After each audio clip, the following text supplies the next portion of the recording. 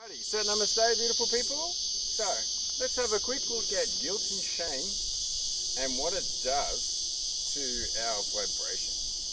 Let's have a look at it on a big scale. So, here we have the Hawkins scale of consciousness. Generally accepted as a range of emotions and therefore energy in motion that maps out what emotions we feel, how we go up and down, generally according to our own lives, and that of course means by taking 100% responsibility for that, it's what's in our body, because that's the subconscious mind. Cool? So, if we are trying to get up as high as we can in our perception and our spiritual growth and our personal development, then that's amazing. But if we don't deal with our lowest guilt and shame at 20 and 30 on the vibrational scale, the real yucky stuff that we don't like, that sometimes our parents project onto us, or that our society and community and sometimes religious groups project onto people. Horrible shit. We don't need that. And so here we have 150 at anger. Okay, at least it's an action, it's an emotion. It's a lot higher than guilt and shame. It's a lot easier to get rid of. You can go and exercise. We're currently at 233 worldwide scale of consciousness. So just a bit above positive, still quite average. We can do better. And of course we want to be up in peace and love and joy and bliss, up in the high hundreds, up to 1,000 as often as we can. And remember those experiences where we might have a meditation group or do some yoga classes or some sort of spiritual work or loving, that we feel magic and up here. But then next day or later on, we come all the way down here to guilt and shame because it's still within our body. And we end up playing the blame game. Nobody wins in this situation. Mum did this to me, dad did that. It's all your fault. Don't need that in my life, and I'm sure you don't need that in your life either. So, how do we deal with this? Well, we've got a big polarity here.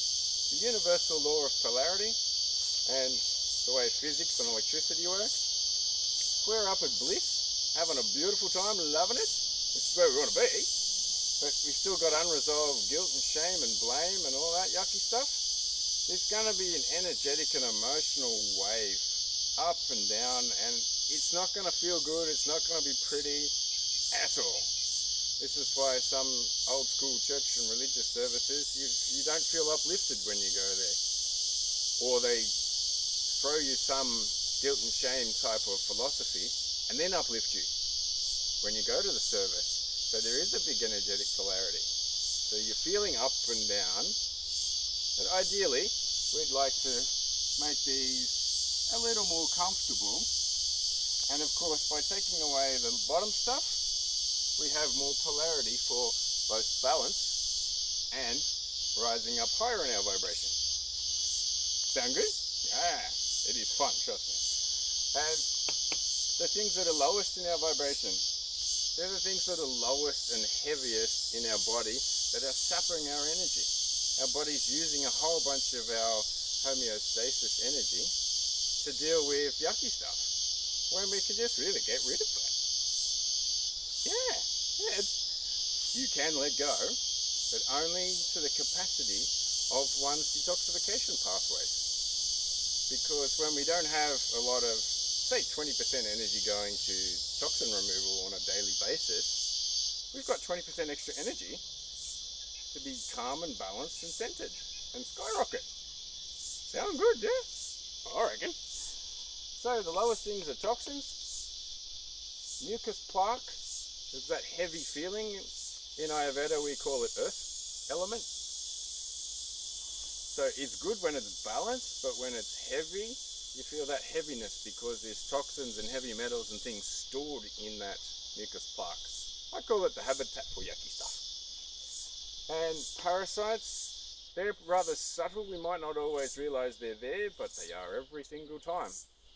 It's just that we haven't quite got the both connection with our body and understanding to realize this. Although in Asian countries, they do. It's part of their herbal regimen, it's part of their daily diet and in their culture.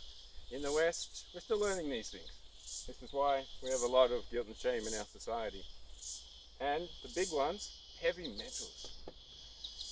Again, subtlety, but they're in the air, they're in the water, they're in the food. And in Western culture, we like to fluoridate our water and poison our people and our plants and our animals and our crops. Let's get rid of that, shall we? And skyrocket. So a number of ways we can sort these things out. It does take a little bit of effort. The rewards are fantastic for personal development, spiritual growth, and just feeling amazing. So how would we like to get rid of that guilt and shame, especially that's been passed on from mum? Next one. All right.